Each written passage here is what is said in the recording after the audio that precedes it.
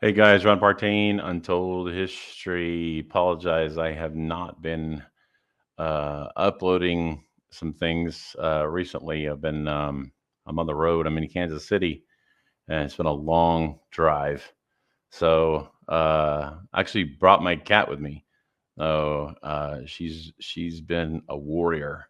Um, in fact, I was going to wanted to call her Mad Max, but because she's like a road warrior, but because she's a female, I was like, you know what? I'll call her Maddie Max. So I'm gonna start calling her Maddie. So yeah, kind of thought that was an appropriate name. She's been a trooper. So anyway, I'm gonna do this video about uh, this isn't really a pivot away from what I was focusing on with Germany. This is actually it's actually a bridge. It's kind of a jump a little bit because I still want to address a few things about the World War II stuff, specifically with Germany. But I want to do that live. I don't want to do that without being able to interject. This what I'm going to do here is I'm uploading a video, or actually, it's a audio from Paul Williams when he was a guest on Coast to Coast Radio. So it was like a 3 hour radio program, and all of the commercials were edited out. So I want to say in total, it's probably about an hour and 40 minutes because so that's kind of crazy when it's a 3 hour radio program and an hour and a half of it is all you're getting for the radio. The other hour and a half is commercials, right?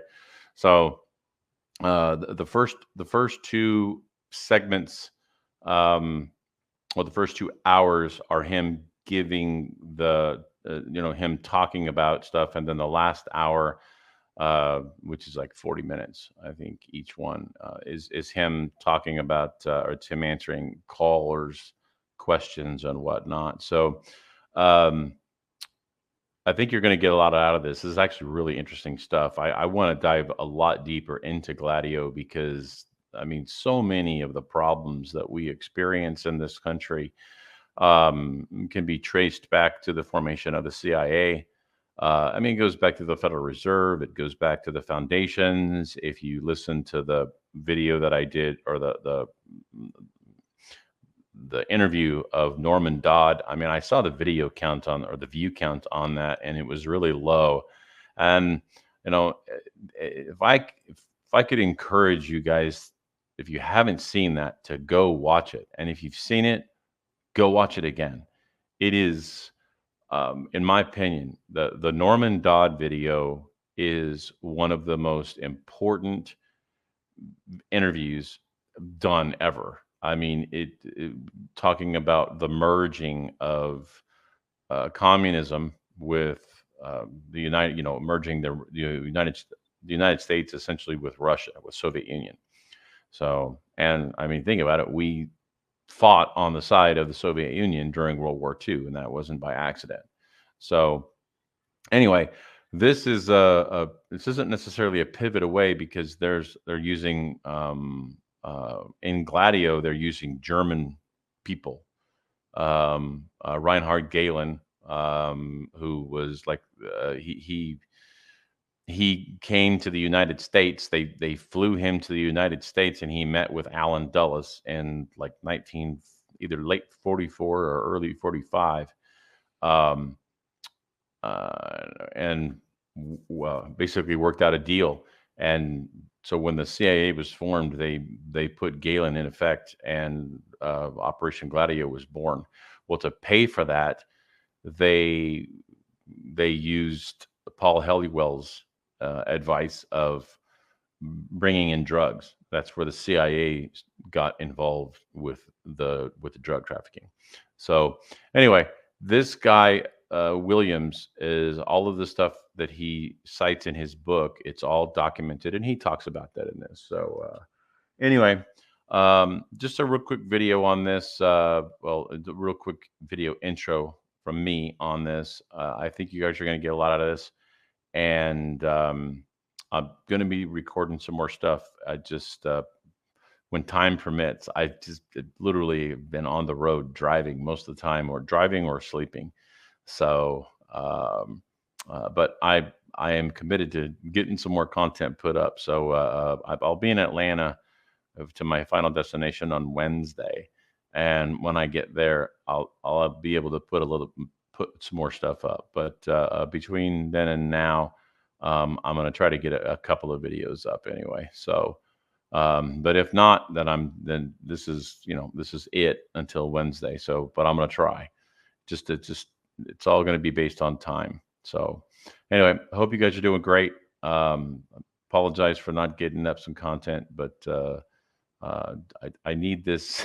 I need this break. I need to get to my buddy's place in Atlanta, and just kind of just clear my head a little bit. So, anyway.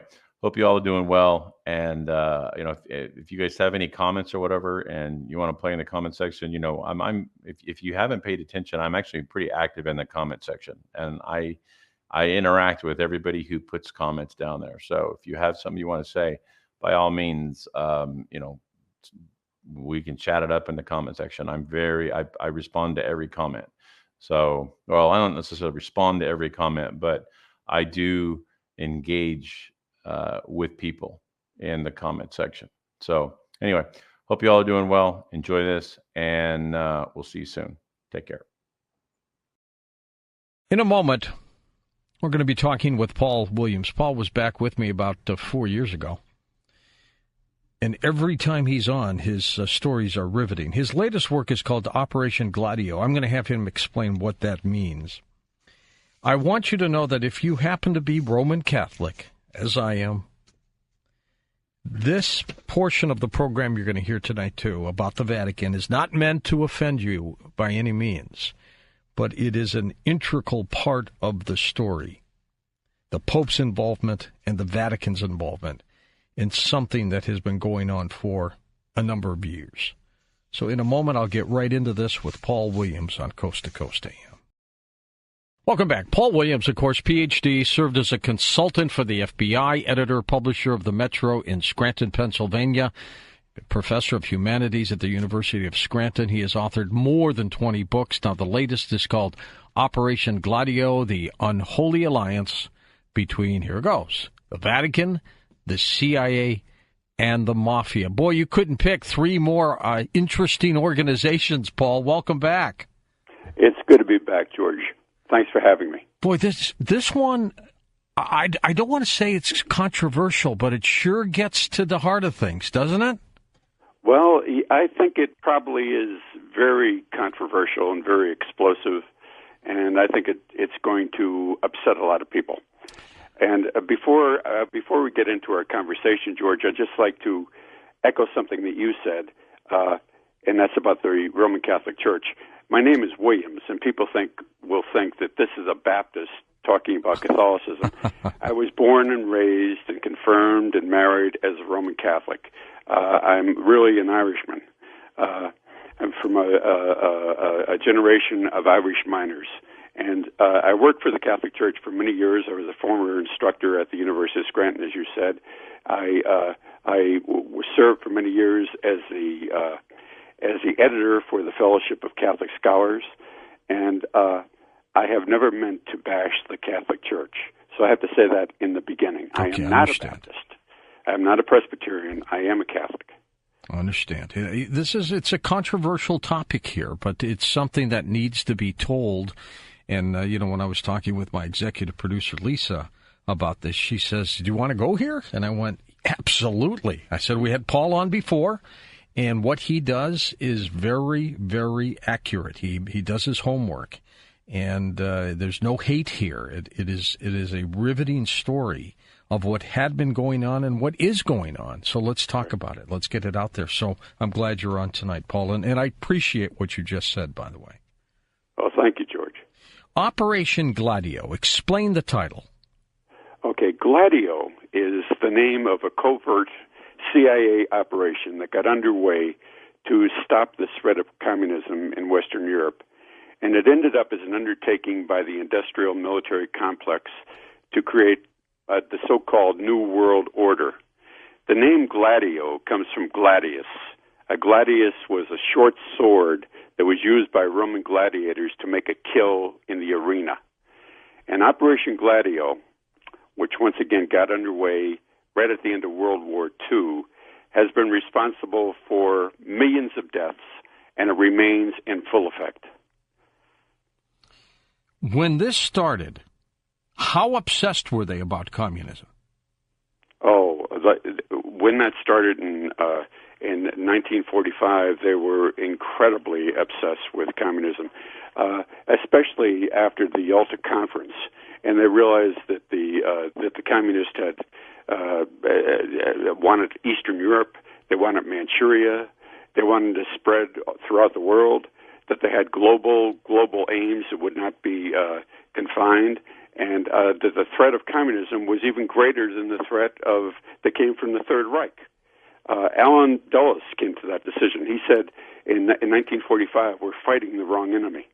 No, he was right about that. And, of course, Dulles, of course, had his differences with Kennedy, and, his name's been kicked around a lot in the assassination. Yes. But for Gladio in 1945, Dulles was a key figure. He started to meet with people like Nazi General Reinhold Gehlen and Klaus Wolf, SS Commander Klaus Wolf. And with them, he started to set up stay-behind units throughout Western Europe. These units were equipped with ammunition, with weapons, including Kalashnikovs, with explosives, with highly sophisticated radio equipment, and they were set up to thwart a Soviet invasion if that occurred anywhere in Europe. All of these people, these members of the stay-behind units, were either fascist or Nazis. They were trained by U.S. Special Forces, and they remained under U.S. command. Yeah, we thought when the war ended, Paul, they all came home. Not so. Not so. The stay-behind units remain there. And once again, they were set up in Italy by OSS Commander James Jesus Angleton. And by 1946, when the CIA was coming into formation, there were hundreds and hundreds and hundreds of these stay-behind units throughout Western Europe, including Turkey, and they were all. Each unit consisted of between 20 to 50 soldiers, and they were all once again they all had to be housed and cared for and provided for, and it became a very, very expensive undertaking. How did you get interested in this? How did this topic even make its way to you, Paul? Well, I started researching, as you know, the rise of radical Islam. Right. And I discovered that the CIA had brought the most radical imams that we have in the country here, including blind Sheikh Omar Rahman, who was responsible for the 1993 attack on the World Trade Center. Yeah. He was brought here with a CIA passport. Then I became to realize that the CIA had provided ongoing funding to many of the most radical mosques I have visited, like the Farouk Mosque in Brooklyn, where the first cell of Al-Qaeda was planted. They received millions and millions of dollars a year from the CIA, and I was thinking, man, this stuff is crazy. It doesn't make any sense, I know. It doesn't make any sense. And then I realized that the CIA, and this was the topper, was the driving force behind the Fethullah Gulen movement to create a new Islamic world order. And then it all led me to Gladio. And then I started poring over newly declassified documents from concerning Gladio from the CIA, that I obtained from the Freedom of Information Act. I started to turn to some really incredible scholars and researchers who had written about Gladio, like Alfred McCoy and Peter Dale Scott and Martin A. Lee and Sybil Edmonds, the most gagged woman in America. I realized then I came to the realization that many people who probed into Gladio, scores and scores and scores, met with a very untimely end, including Gary Webb of San Jose Mercury News. Right. And I finally came to realize that Gladio, that operation that was started by Dulles and these people in 1945 to ward off communism, came to involve not only radical Muslims, but also organized crime and the Roman Catholic Church.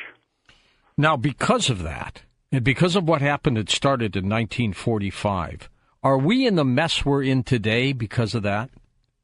I think we're totally in the mess we are today because of that. I think that this, people would say when they hear this program, they might think, "Oh, this guy is just a conspiracy theorist," and by that you're like relegated to the trash heap. I want you, everything that I wrote in my book and every allegation that I make is footnoted with impeccable sources and CIA documents. There are over 2,000 footnotes in the book, and therefore, I had to footnote it because the subject is so explosive. It concerns everything that's going on in America today, the loss of our sovereignty, the creation of a new world order, the rise of the Mujahideen, the situation that's taking place right now in Syria, what's taking place in the Ukraine, what's taking place in Central Asia.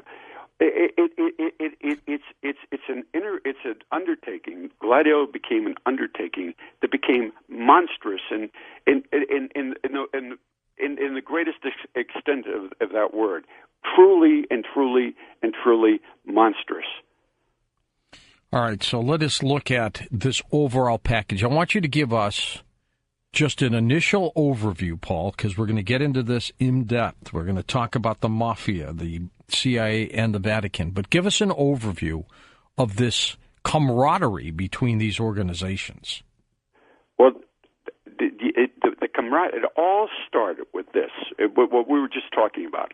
You had hundreds of stay-behind units throughout Europe, hundreds of them, in this operation called Gladio. They had to be funded. The money had to come from somewhere. And the resolution to that problem is what unites all these different organizations into one nexus. The answer to the problem of the funding for the CIA and for corporate operations and for Gladio and the stay-behind units came from a guy called by the name of Paul E. Hellawell. I doubt if nobody's heard of him. Listeners have ever heard his name. Closest they've come to the name is Paul Hellyer, who was a Minister of Defense in Canada, and he dealt with UFOs. This is not the same guy. This is not the same guy, George. This guy's name is Hellawell, Hellliwell, Paul E. Hellawell. He served as the Chief of Special Intelligence for the Office of Strategic Services, the OSS, in China. In China at that time, right at the close of World War II, he was working with Chiang Kai-shek. And you got to realize there were two armies in China at that time. There was Mao Zedong's Communist Army and Chiang Kai-shek's National Army. Well, Chiang Kai-shek raised funds for his army by selling opium to addicts throughout China. And to help Chiang, Hellawell established something called civil air transport. There was a fleet of aircraft, like C-47 Dakotas, C-49 Commandos, and these planes transported opium from Burma to Chiang's headquarters in southern China. And then after he was doing this for a while, Hellawell came up with what he thought was one hell of an idea. The CIA, the new agency that was being created in America, could raise millions and millions and millions for the stay-behind troops by selling opium, by selling heroin to blacks in Harlem and other African-American communities. That was their plan. That was the plan. That was the plan, and it's in the CIA documents. He said the blacks will be suckers for this. He said, look, they already went crazy at their jazz clubs with marijuana, and smack will be a natural for them. He said we can just sell smack to the blacks in Harlem and other black communities at these jazz clubs, and it will. The white people will never touch this stuff because they're too affluent, they're too well off, they're too knowledgeable. They won't go near it. So it will never spread to suburbia or to the white communities. And he came up with this idea of selling heroin to the blacks. And Dulles and William Donovan, who was one of the founders of the CIA, the Central Intelligence Agency, thought this was a splendid idea. They have no souls, Paul? These people, they have no souls. If you read the documents at that time, it's incredibly interesting because it's not just soulless, but they all shared the same belief. It wasn't like one guy was just crazy. or had to talk the other ones in. They were all part of it. They were all part of it, and these members of the OSS, including Hellower, were multimillionaires. They were all from an elite society. They were the creme de la creme. Well, see, now you've just hit a nerve, because I have always contended, Paul, that these people who have so much money don't need anything else. So what they do this out of control and boredom, that they absolutely, truly are really, this is like sex for them. They are enjoying the game, aren't they? Well, this undertaking, it's unbelievable. You know, when you look at the documents, and once again, this isn't just this. All this is. If anybody picks up my book, they can go right to the source. They can find the original document mostly online and verify it for themselves. Well, then you got since heroin's involved here. You know that the CIA couldn't distribute the heroin. They didn't know how to get it into the neighborhoods, into the jazz clubs. So they needed to turn to somebody who had a distribution network. And the mafia. Here we go. The mafia had a network that was in place since the Prohibition. And by 1947, Lucky Luciano was recruited to oversee this new venture, this new drug venture in the United States. Luciano had served with American intelligence during World War II. Now, why did they kicked him out, though, right? Well, they did. They exported him to Italy to help with the invasion of Sicily. And at the end of the war, Walter Winchell, who was the foremost journalist at the time, said that Luciano should receive the Congressional Medal of Honor for the wonderful work he did with the Office of Strategic Services. So he was like a war hero. And he was in the employ of the OSS and the early CIA. And along with Luciano in the employ was a guy by the name of Don Callo, who was in charge of the Sicilian Mafia, who also helped plan the invasion of Sicily, and Vito Genovese. All mobster family members. I mean, we've heard all about them when we got the Valachi papers. You got it, George. But all these people became, in Santos Trafficante, they all became instrumental in setting up this new heroin network. And in 1946, at the end of 1946, the heroin, thanks to the mafia, started to arrive in Harlem at the jazz clubs, and it arrived in crates of oranges. The oranges were really wax, and inside was pure heroin. And amazing. It was an enormous success. And were they doing this, Paul, because they needed Black Ops money for all these things they wanted to do?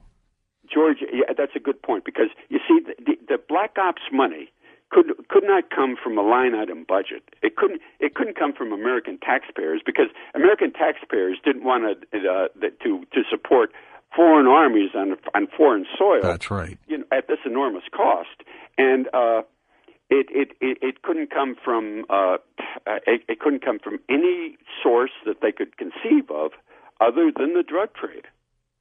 Jeez. So that's what happened. And it festered, and it grew, and it got more profitable. And it became incredibly, millions started to pour into the CIA's coffers for Black Ops. And the mobsters, you got like these jazz greats like Billie Holiday and Navarro, just suddenly, and Charlie Parker. I mean, before that, heroin was, we only had 20,000 addicts in the United States in 1940.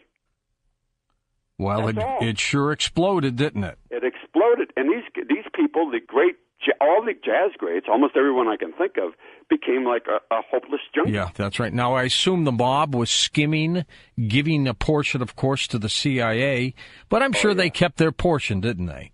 Oh, they absolutely did. Sure. And hold on for a second, Paul. We're at the break. We're going to come right back with you. Truly riveting. Operation Gladio. I'm George Norrie, back in a moment on Coast to Coast AM. Well, do you like television? You can. Take a look at all the great programs that are there. Make sure you look at the Chris Geo show on survival as well. At Beyond Belief, you get it for 10 days free. Take advantage of it when you sign up. Go to the website www.beyondbelief.com. It's that simple. beyondbelief.com. Welcome back to Coast. Paul Williams with us as we talk about his work, Operation Gladio. Let's pick up, Paul. So we're talking about raising money, black ops money for this organization, for the CIA, because they can't get it from taxpayers. Congress is not going to approve it. And how much did they make? Millions? Billions?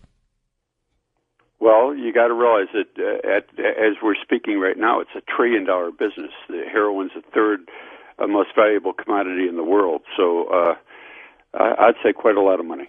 Okay, so they raised the money. What did they do with it? Well, the first thing they did, once again, I'm cutting back to 1947. I understand. Their main focus at that time was Italy. The communists stood poised to take control of the government. There were more registered communists in Italy than any place else in the free world. And the PCI, the Italian Communist Party, was sweeping all the regional elections. And Pope Pius XII was very concerned that Italy was going to become a communist country. So the CIA, including Donovan and Angleton, met with Pope Pius XII, and they said that we will provide funding, black funds, to ward off the communist. And but these funds have to go through your bank, through the Vatican Bank. And the Pope, realizing the threat of communism, agreed. And they used the funds, and originally it was about $60 million to prop up the Christian Democratic Party, which was the Catholics' political party in Italy, and to murder some communist leaders, and to bust up communist headquarters. And the Christian Democrats, of course, won the election. But the Vatican Bank was a perfect laundry. It was a sovereign financial institution within a sovereign state. The transactions within the Vatican Bank were not subject to any scrutiny by any outside agency, and the records could not be subpoenaed by any court of law. And it was a huge bank. It was a huge bank, right? And by the relationship between the CIA and the Vatican just continued to grow. The CIA established a Vatican desk in 1950, and by that time, the CIA, without the American people knowing it, was shelling out $20 million a year to the Pope just for his personal purse to spend as he saw fit. And the Vatican, and this is interesting, became the principal repository for the CIA's most confidential documents, including all the documents related to the development of nuclear weapons. They kept them at the Vatican? At the Vatican. And they all came to light in 2007. There was a case taken against them by Holocaust survivors, and they uncovered all these documents. This is going back in 2007. The case was called Alpern versus the Vatican Bank, and they uncovered all these CIA documents going back to the 1940s regarding the development of nuclear weapons, all housed at the Vatican. So, yeah, I mean, the relationship there became very, very, very, very close. And the CIA, as a matter of fact, began to bug the Vatican and to really rig the papal conclaves to elect the Pope. Now, did the CIA initiate false flag attacks anywhere? Oh, are you kidding me? Well, that in Italy, what they wanted to do is they wanted to make the communists look like murderous barbarians. So, what they would do is they would like plant a bomb in some place. A bomb would be detonated, and they would blame it on the Red Brigades. From January the 1st, 1969 to December 31st, 1987. Once again, this is all part of Gladio. 15,000 false flag attacks were mounted by the CIA and blamed on the commies. The most noted of these attacks were probably Piazza Fontana and Brescia, and of course the Bologna bombing. But it was very common. People grew to hate the communists because so many civilians were being killed. Are we seeing the same thing today with groups like ISIS? Yet when you watch these videos or you hear stories of burning, captured pilots or beheading people, I am assuming that's real. George, what I can tell you is this: that ISIS was created by us. Yes, I agree with that. The General Valley, who is a spokesman on Fox News, you see all the time, and John McCain were instrumental in the creation of ISIS. That is fact. And it was all meant, of course, to oust Assad from power. And right now they're a false flag group that was created by us. But it goes all the way back to, and I mean, there's so many throughout our history. Look at we have the drug network that was set up from Southeast Asia, from the Golden Triangle. And what we did when that came in jeopardy, when the Viet Cong came to power, and that the flow of drugs from Thailand and Laos and Burma was jeopardized because Saigon was a distribution center, what happened? In 1964, Lyndon Baines Johnson appeared on television, and he said, "Look it, the North Vietnamese have just attacked our ship in the Gulf of Tonkin. There were bodies of American sailors floating throughout the Gulf of Tonkin. They fired on us, and we didn't do anything. This is an act of war." And what happened? Because it never took place. The North Vietnamese never fired on any of our ships. None of that ever took place. There were no sailors floating in the Gulf of Tonkin. No American was killed. It was all a false a report of a false attack that never took place. I agree. And because of that, George, we entered the Vietnam conflict, and at the end of the day, 1.3 million people were killed. And it was all because of a lie. Yeah. So, I mean, this was all part of Gladio. Now, this is where it gets controversial. You say that our current Pope was involved in Gladio. Explain that. Well, our current Pope, look, Gladio was not just confined to Italy and to Western Europe. I mean, there were attacks besides Bologna that were occurring, at the same time, monumental attacks. But in South America, Operation Gladio became known as Operation Condor. And this represented, once again, an attempt to suppress liberation theology and to do away with communism and to set up right-wing dictatorships. The first part of Operation Condor there was the overthrow of Salvador Allende in Chile and the installation of Hugo Banzer Suarez in Bolivia. But in answer to your question, in Argentina, we mounted a coup that was led by General Jorge Videla, who was a very good friend of Jorge Maria Bergoglio, who is the current pope. And this coup in Argentina, going back in 1976, was supervised by Henry Kissinger. And Videla launched a purge of all the leftists in Argentina, and over 30,000 Argentines disappeared. and they disappeared because they were loaded on cargo planes, and they were flown to the middle of the ocean and thrown off the planes. What? 30,000 people dumped into the ocean? 30,000. And the Catholic Church supported Videla, and it supported the junta. Did these people think they were fleeing Argentina, or what? Oh, no. It's all documented now. Why did they get on the plane?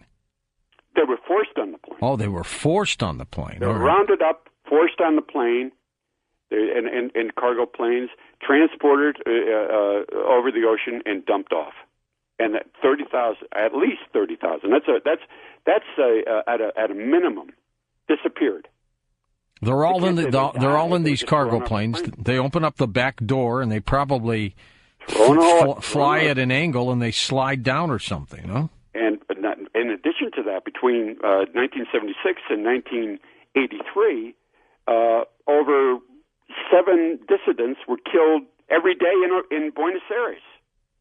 Now, Bergoglio, Jorge Bergoglio, the who was now our Pope, was provincial general of the Society of Jesus at that time, and he cooperated with the junta. And this is what is not known, what Americans should know. Did he have a choice? He handed over 2 of his priests, 2 Jesuit priests, and members of their congregation to the junta because they espoused liberation theology. The priest and these members of their congregation were taken to torture chambers, and many of them never returned. Now, the proof of Bergoglio's participation in the Dirty War, in what took place there, was found in the archives of Argentina's Ministry of Foreign Affairs. And get this, Bergoglio has been charged in a court of law in Buenos Aires with crimes against humanity. He has never answered that charge. How come nobody ever knew this, Paul? How come? Nobody. He's the only pope in history who has ever been charged with crimes against humanity. So if a reporter was interviewing him, let's say he comes to the United States, and brings up this subject, which I bet nobody has ever brought up to him, what would he do? What would he say? He'd blanch, because, look, it's a matter of fact. There's a charge, a criminal charge against Bergoglio for his participation in the Dirty War. And you, like it or not, people could say, "Oh, we really love Pope Francis. He's such a mild." He took part in that enterprise, and his hands are bloody. That's shocking. Truly shocking. Truly shocking, but true. Well, I mean, it's only part of it. Look at another thing about Bergoglio. If people have any question, the Vatican has been a laundry for drug money for decades. What has he done about that? He said, "Oh, we're going to reform it." Well, guess what? Moneyval, who oversees the financial transactions throughout the world, spotted over 150 cases of money laundering in the Vatican under his reign. And do you know what he did? Nothing. Business as usual. But the facade is good. It's just like when we're talking about Gladio. The semblance is not the reality. At all.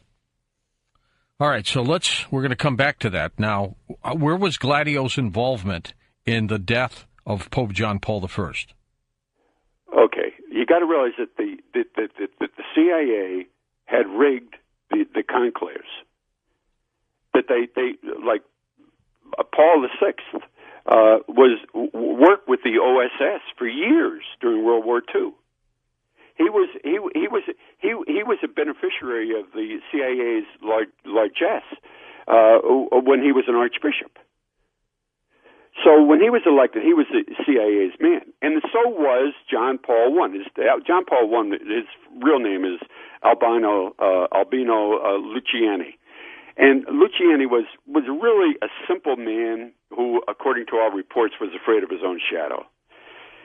But for the CIA, he was a perfect pope.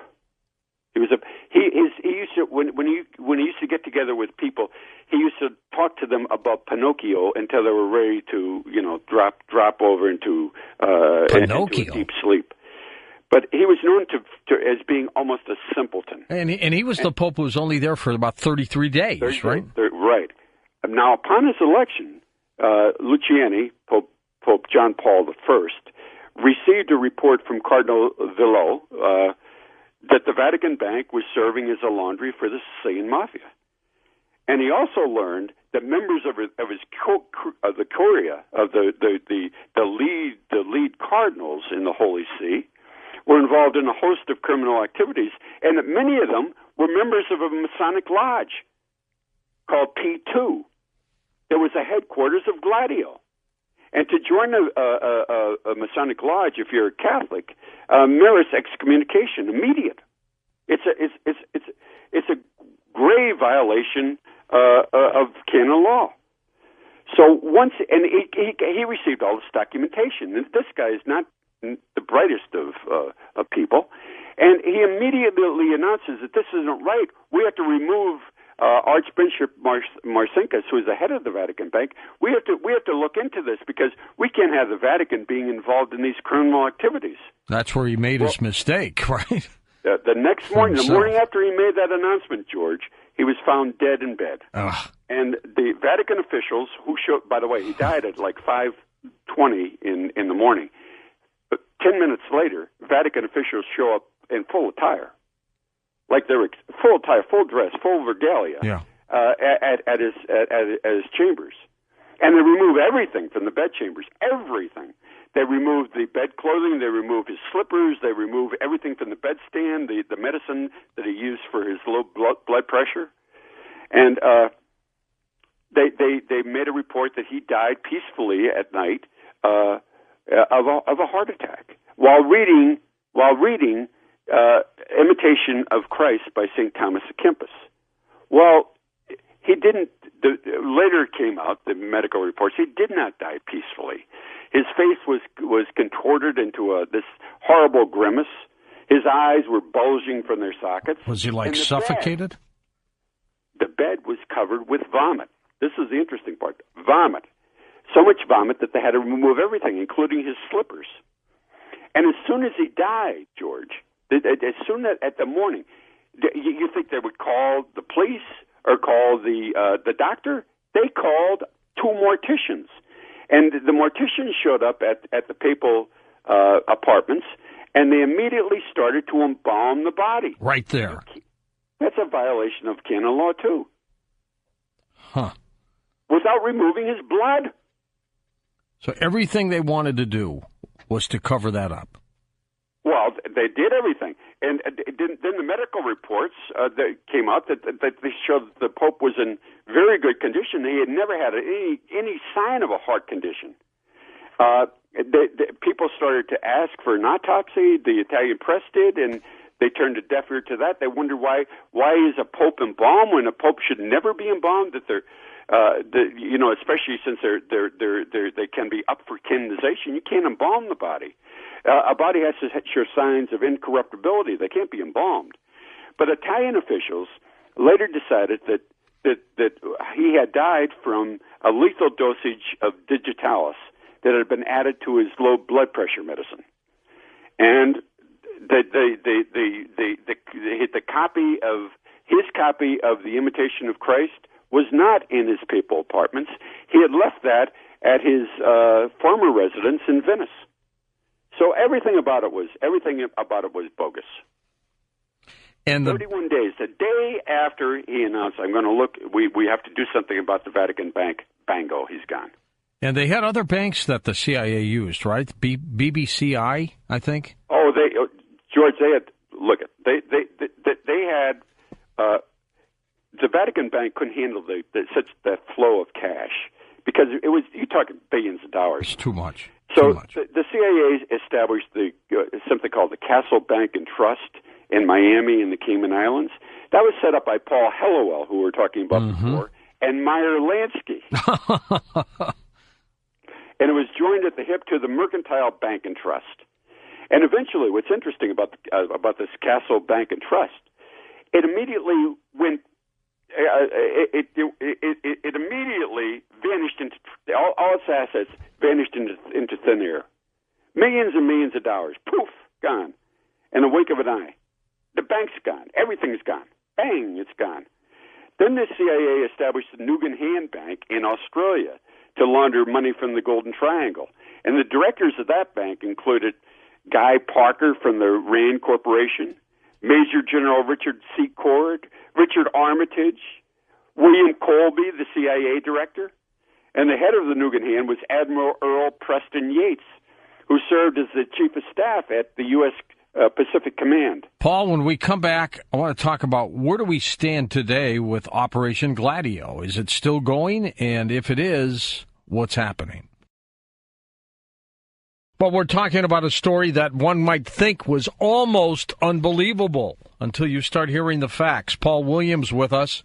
Operation Gladio next on Coast to Coast AM. Welcome back to Coast. Paul Williams with us. We'll take calls with Paul next hour. We'll open up the lines for you. Paul, I want to jump ahead for a moment and look at Operation Gladio. Does it exist today? Has the name changed? What's going on with it? Oh no, it's very much in existence today. It's Brzezinski, who is one of the. I'd love to talk a little bit later about who really controls Gladio, who controls the CIA. Sure. But Brzezinski, for instance, Zigbee knew, right? Yes, that the key for controlling the New World Order is gaining control of Central Asia. Central Asia has vast natural resources: oil, natural gas, uranium, and the eyes of the globalist, the global strategist, is set on Central Asia. And in order to get the oil reserves and take it away from Russia and China, what you have to do is you have to unite all of Central Asia the way it was done in the Ottoman Empire. Now, all these newly formed republics in Central Asia, they all share a common Turkish heritage, Turkish culture, Turkish language. They were all, once again, united in the past, but by religion, too, by Islam. Mm-hmm. And Brzezinski and his followers, the people behind Gladio, have propped it up, a Muslim preacher by the name of Fethullah Gulen, to spearhead an attempt to forge a new Islamic world order, which is the restoration of the Ottoman Empire and the reestablishment of the Caliphate. Now, why do they want to do that?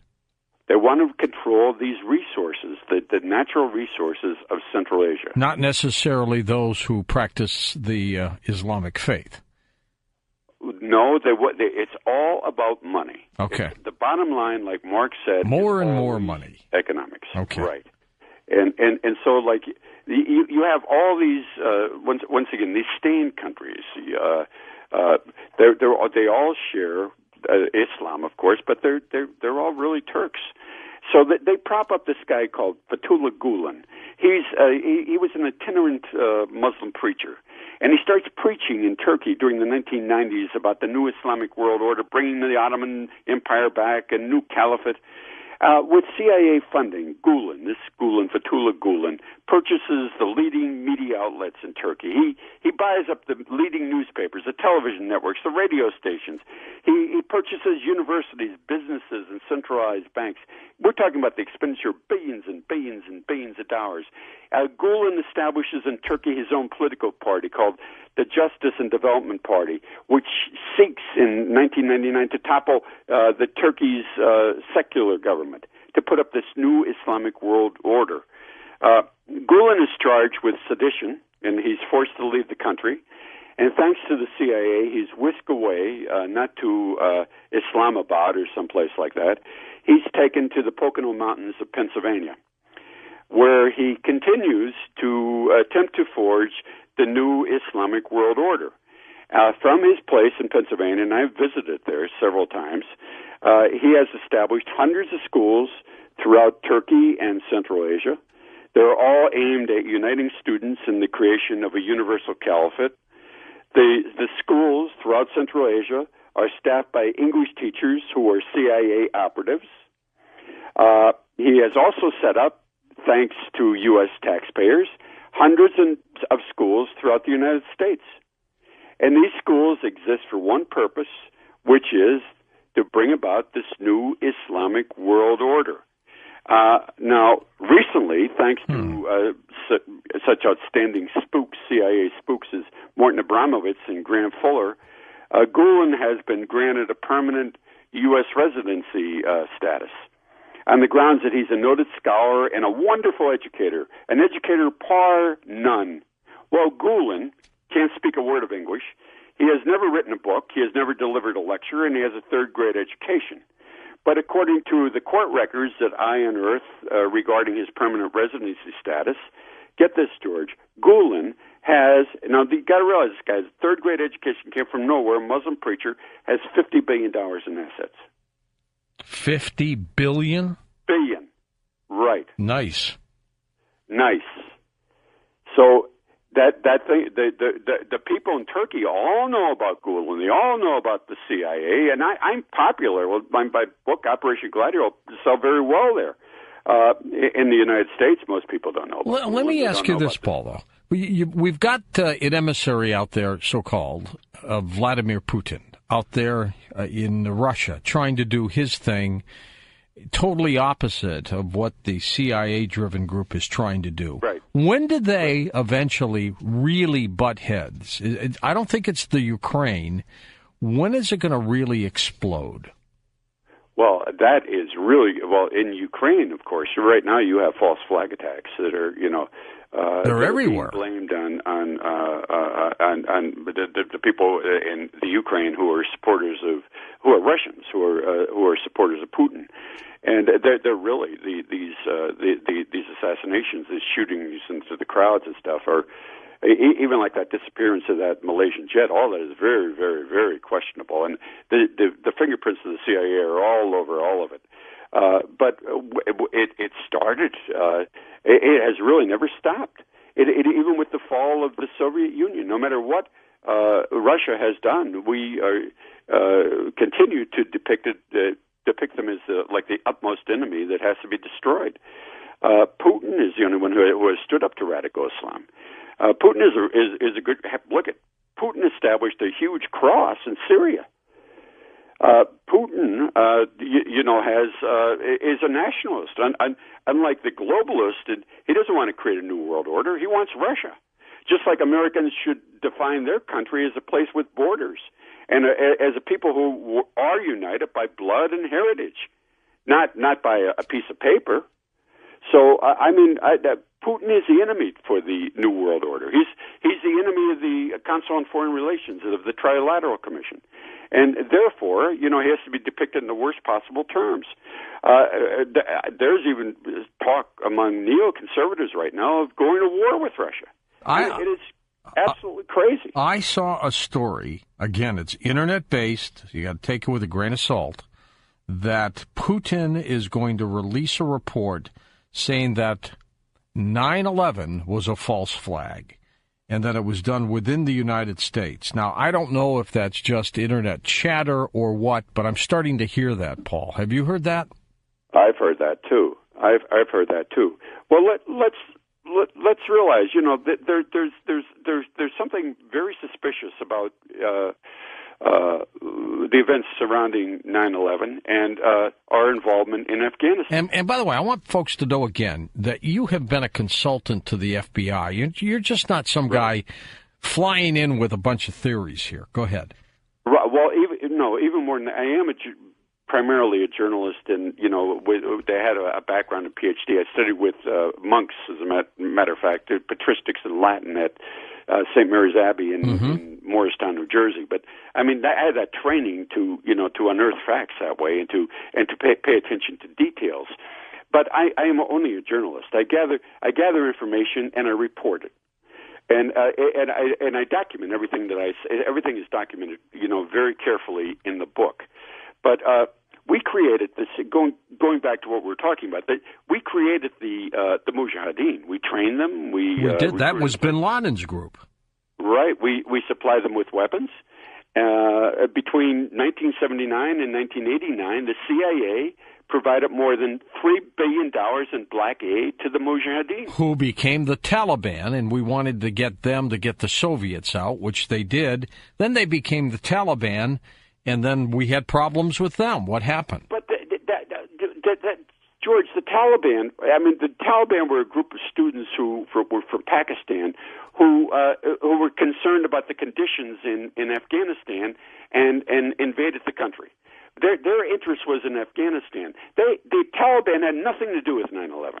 No. What I'm saying, though, is the Mujahideen became the Taliban. Well, those freedom fighters that we supported to get the Soviets out then went into Afghanistan. They ran the government, and then we had problems with the same people that we supported. That seems... Right.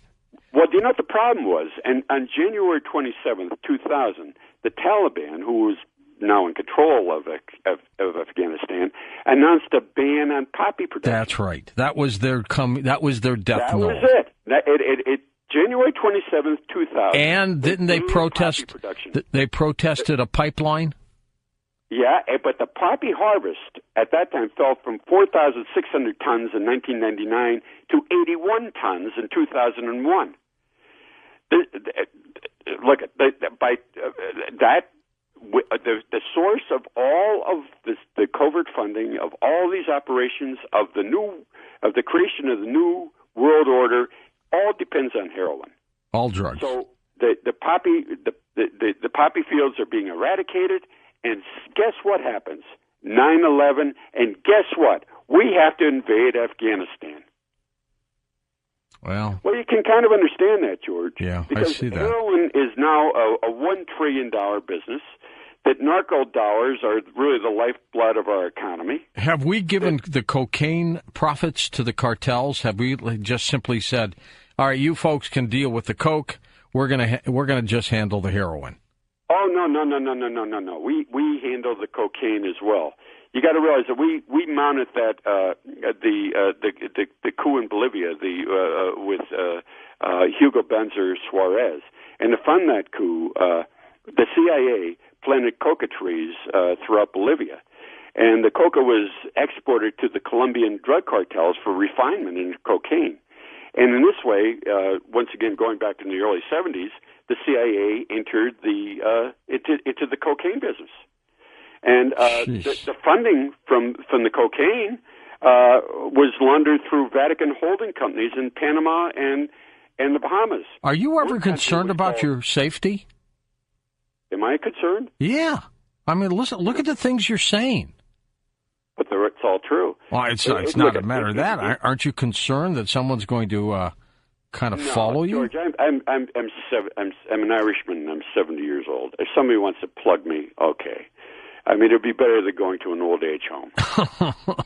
I'm not so sure about that. Paul. Well, look, it's happened to me before. I mean, I've been taken by members of the mafia in people by the name of Josephs and help me find into a warehouse in Pittston, Pennsylvania, and I was my head they smashed my head against the concrete floor to such an extent that I lost my hearing in my left ear. Oh my God! You know, I've been through that. I've been sued by and I prevailed through that. McMaster, that even happened on your show. But I'm used to this kind of stuff. Let them come after me. Help me find Jimmy Hoffa's body, would you?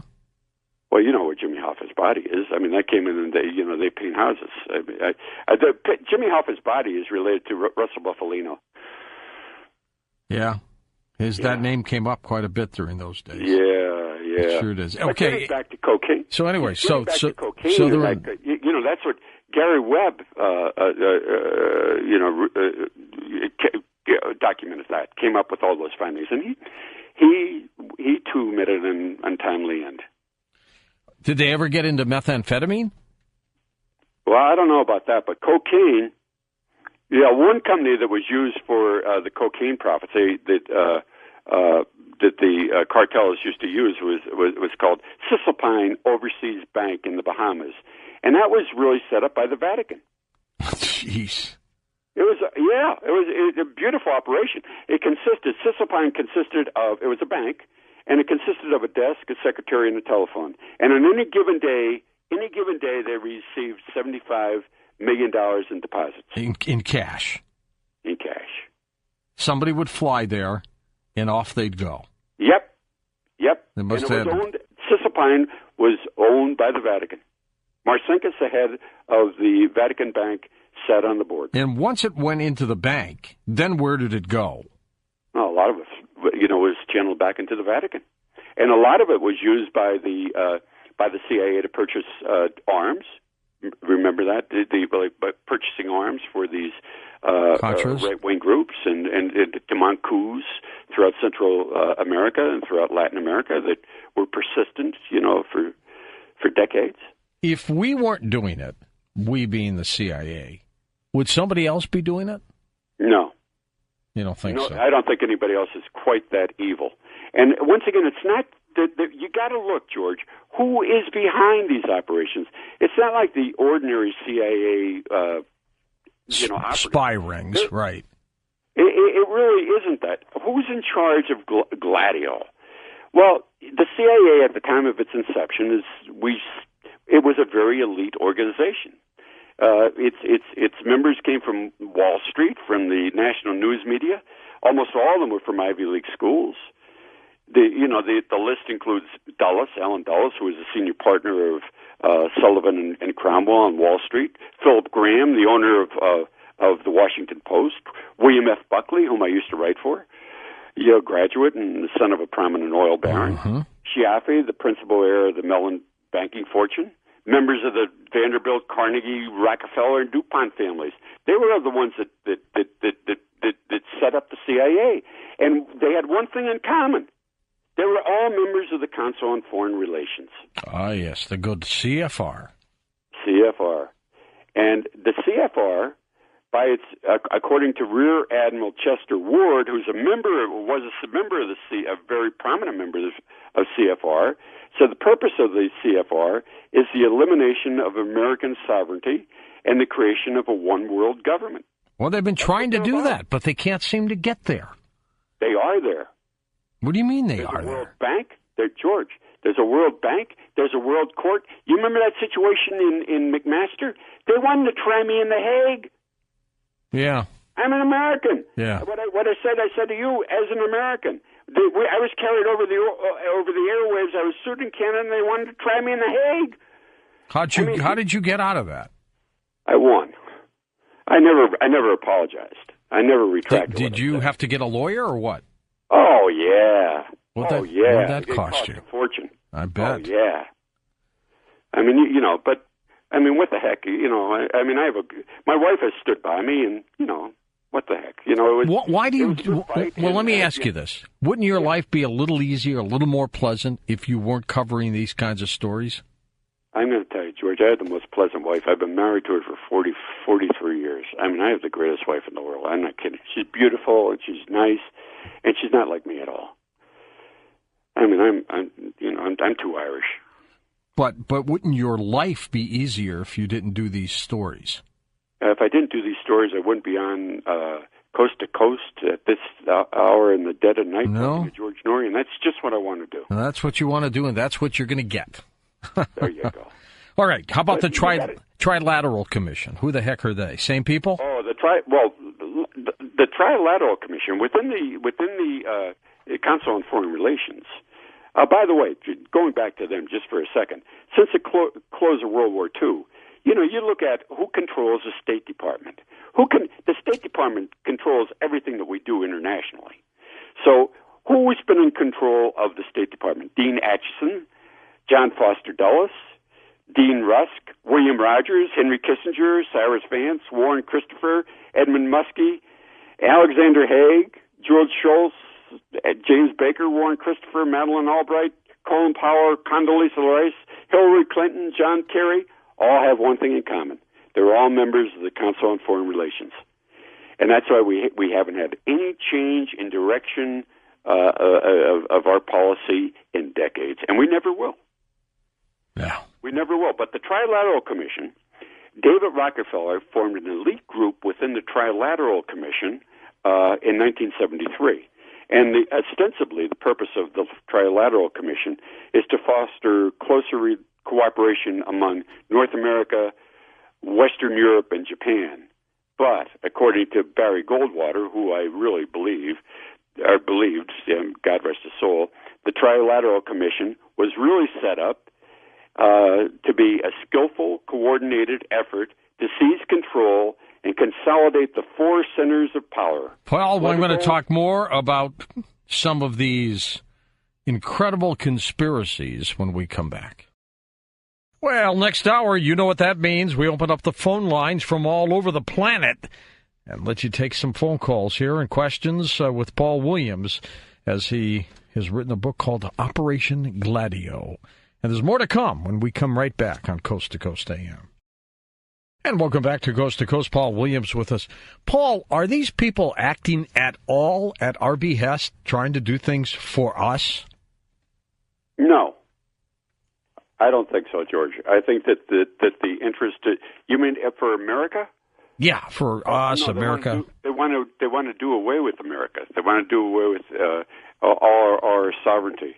They want to do away with any concept we have of America as a land with real borders and a people who are united by religion, by heritage, by history. They want to do away with. Why do we let them do what they're doing then?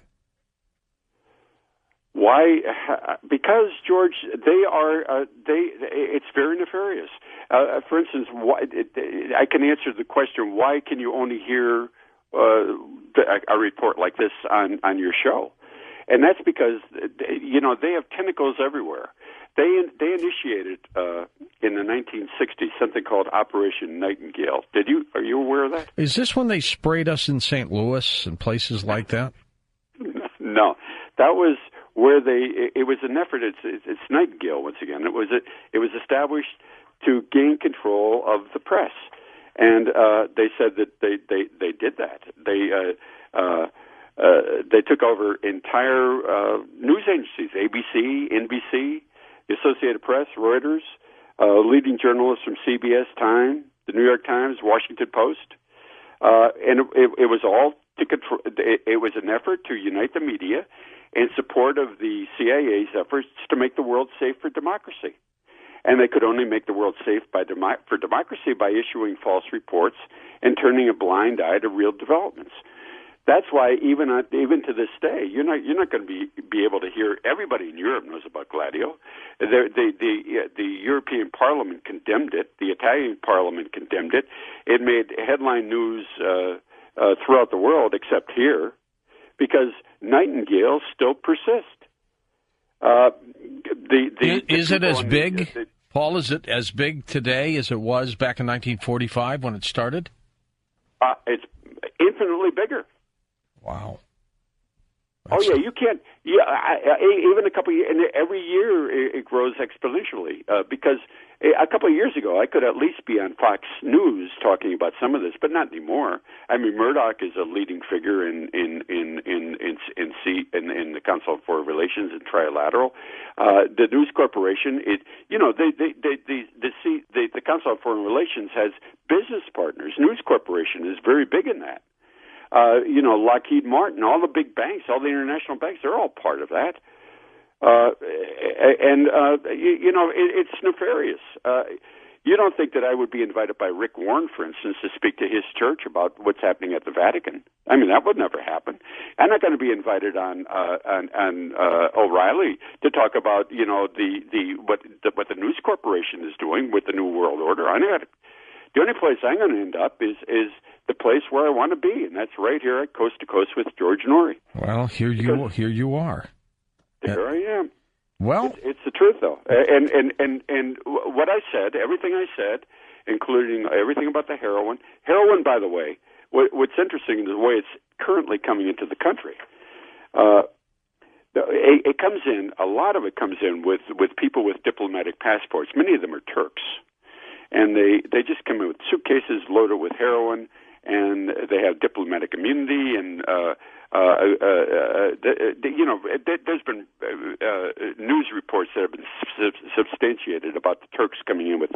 But another thing is the heroin right now is flown from Turkey to Brussels in cargo planes, in NATO planes to Brussels, and they're loaded on U.S. cargo planes. And the heroin is transported, get this, I substantiated it, to the Andrews Air Force Base in New Jersey. Now, do they know about it? That's where it's coming in. Do some of the truck from there to Paterson, New Jersey, and to Chicago, and you're not going to hear that on the news. You're only going to hear that here. Some of the military folks who are there, stationed there, do they know this is happening? No, they don't know it's happening, but it is happening. You know, during the Vietnam War, nobody took the heroin was coming in body bags. So now, look into your crystal ball, Paul, and with this going on, where are we headed over the next 5 or 10 years? Well, in more and more, we're going to see globalism. We're going to see the stress for a one world government, one world bank. We already have one world currency. They're already talking about in China and the United States. We're going to be talking about we have a new world court in a one world court. We have Francis now talking about a one world religion, saying that Muslims worship the same true God as us. So I think you're going to see more and more globalism, less and less a sense of what it is to be a Yank or a Canadian or a person of any nationality, a person with defined beliefs. That's going to be done away with. A person with certain creeds, that's going to be done away with, because it's all making this way for us to be part of a new world order, and every day it's coming more and more to fruition. And it's being done by the Trilateral Commission and all these businesses, major businesses, international banks, international businesses who don't want tariffs. They want to sell their goods to everybody throughout the world, and they don't want American products. They want American products that they can make as cheaply as possible in third world countries. And more the middle class is going to disappear, and the geostrategists are going to be more and more successful. Truly remarkable, truly scary as well. Well, it has been going on so long, and we relinquish more and more of our beliefs every year. You got to realize, in 2008. Every presidential candidate or presidential contender, Hillary Clinton, Barack Obama, every single one of them, McCain, every one of them was against same-sex marriage. Look what happened in 4 years. The beliefs have changed just in a short amount of time. But are they out of control? Oh, no, they're very much. I mean, will anybody start a nuclear war? Oh, yeah. That will happen on American soil. I said that on the Nuri show before. But that will happen here. That will be one of the ultimate false flag attacks. But that will occur. And it will be the reason for us to enter to invade another country and to further the cause of globalization. That will occur. Will it be like a dirty bomb in a suitcase? What will it be? A dirty bomb, George. The fact that hasn't gone off yet in New York City or L.A. staggers my. I know. I too. I'm amazed every day that it hasn't gone off. I'm amazed. I think all it would take is something like cesium wrapped around a firecracker and set off. Bam! There you got it. Cesium is a substance you can't wipe off, you can't wash off. 1 grain of it is a bone sucker.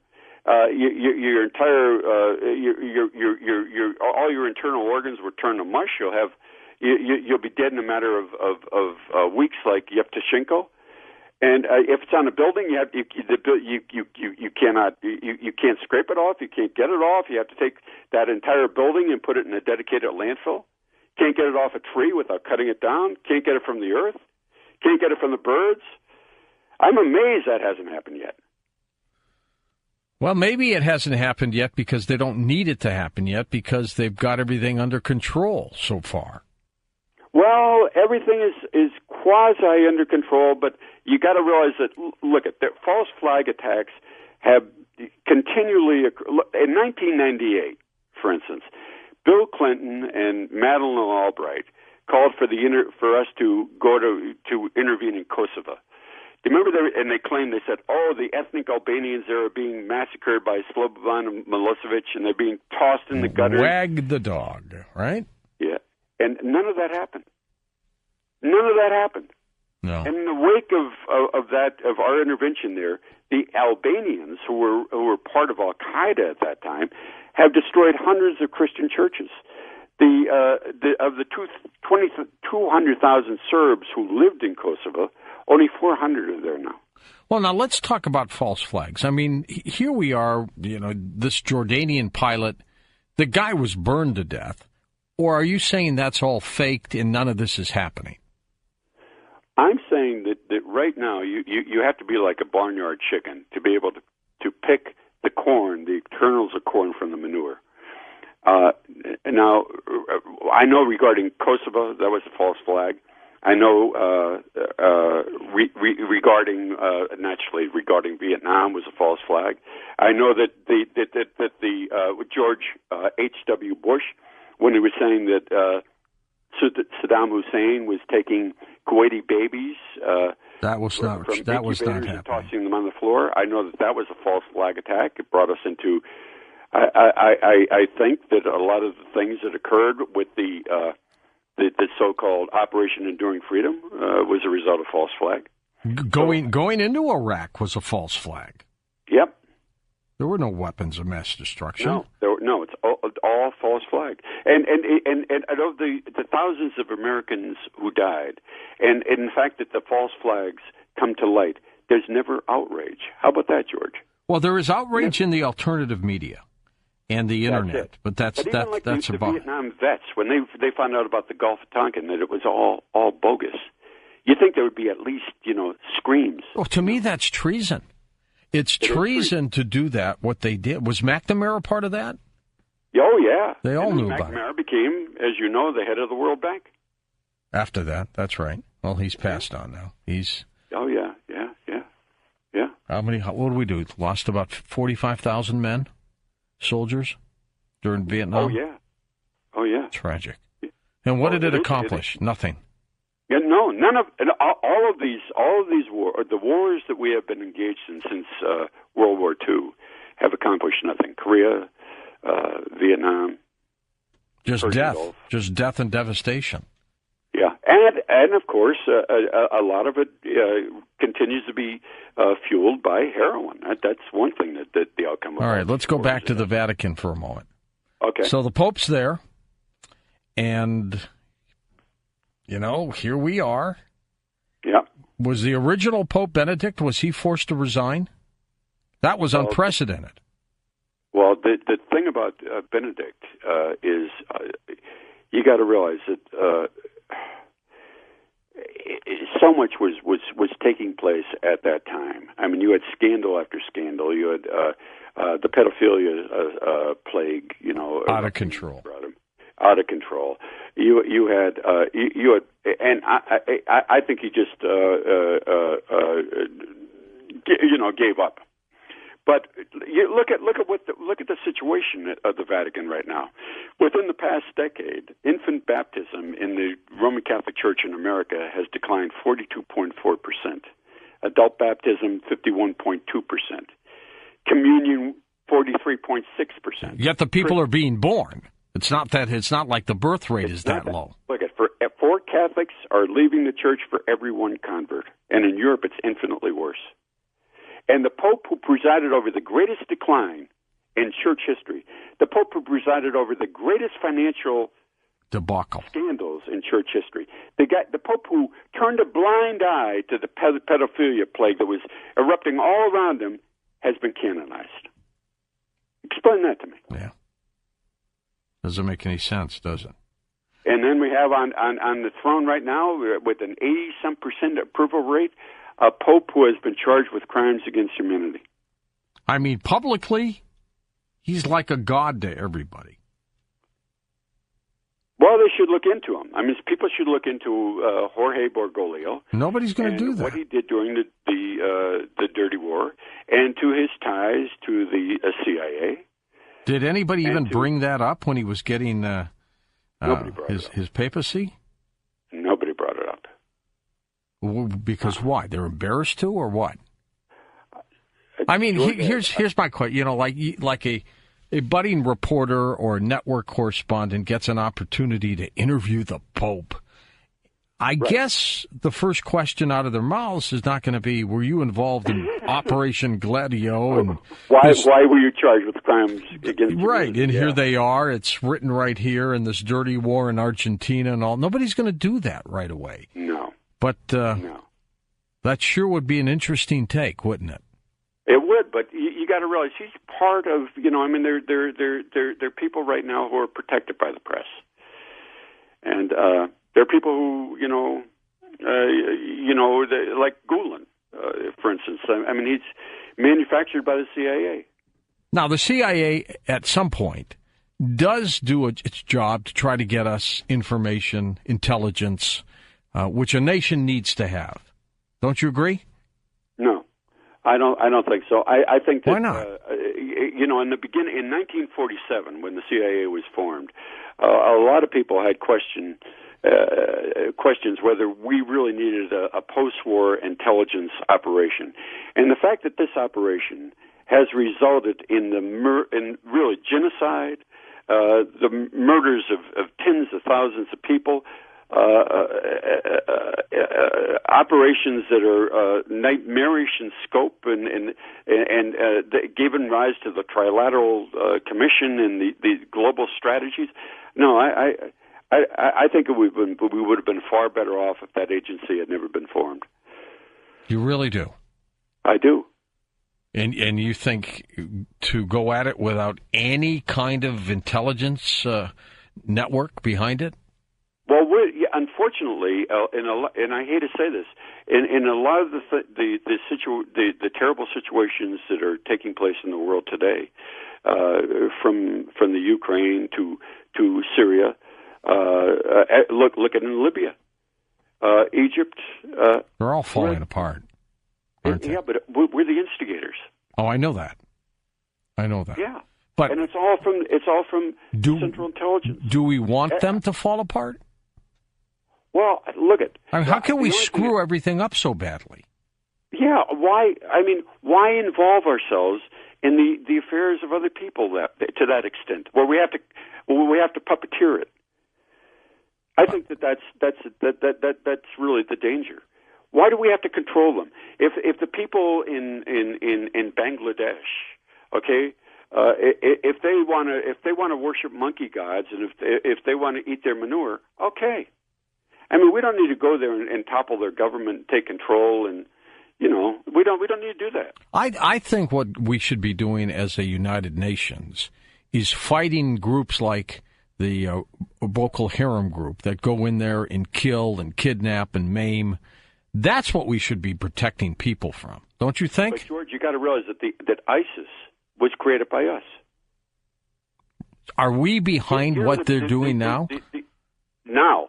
Right now, when according to the reports that I'm getting and the research that I've done, when anyone is an ISIS jihadi is injured in Syria or elsewhere, they are taken to hospitals in Israel.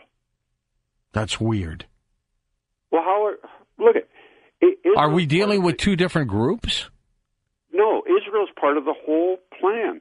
I mean, you've got a strategy of tension that's taking place in the Middle East, just like the strategy of tension in Italy, just like the strategy of tension in South America. It's all part of that. It's going to blow up, Paul. It is going to blow up. You can't keep doing this without the masses just literally going crazy. Somebody's going to do something really bad. I can feel it. I don't know where, but it's going to happen. I agree with you. And I think that the more Americans, you see, if you talk to people in Europe, I don't mean that Europeans are. I much prefer Americans in every way. But if you talk to Europeans, they're very well informed on Gladio. You see, Gladio was condemned by the European Parliament, and it made headlines throughout.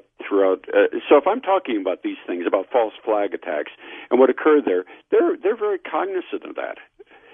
But in America, unfortunately, the American people are not informed. No, not at all. It's very difficult to enlighten them. Paul, we're going to take phone calls with you next hour. It's our final hour with you here on Coast to Coast AM, Operation Gladio. The book is available all over the place. Very detailed. We'll be back. Well, it's a wild story, isn't it? Operation Gladio. We'll be back with Paul Williams and your calls next on Coast to Coast AM. And welcome back to Coast. Paul Williams with us. Operation Gladio is his book. What are you working on next, Paul? Oh, this is George. This is my magnum opus. I don't know if I. Yeah, you see, writing a book right now, especially on a subject like this, is difficult in itself because the research was. It's huge. It's immense. Yeah. Yeah, but in addition to that, I'm very concerned with sales of the book because I have a brave publishing firm who believed in it. And look, they had to vet it, and they had at least 4 or 5 editors attached to it. And I'm very concerned about the fate of the book. So I'm not going to do anything until I know how Gladio fares with. Yeah. And then I'm sure the lawyers jumped in and they had their say. Well, yeah, but I don't think there's anything more significant than the subject of Gladio and the subject of what the New World Order and the subject of the Trilateral Commission and all that. I can't imagine anything that has more weight. So, well, let's assume they're listening to this show right now, Paul. Are they grimacing, or are they simply saying, American people aren't going to do anything about it? Doesn't matter. Have at it, Paul Williams. Have at it, George Norrie. Nobody's going to do anything about it. Yeah, I think you're right. I think that what you're saying is the truth.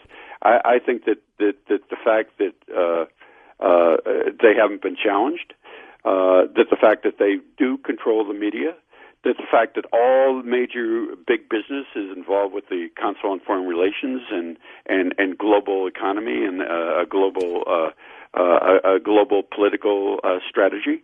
I think that they have that attitude that it doesn't matter what I say in the middle of the night on the George Norrie show, despite the fact that the George Norrie show is very powerful. And I don't know what should the people do. Well, first of all, they should. I hope that they're informed enough to look up Gladio for themselves to substantiate all the assertions that I've been making over the last few hours.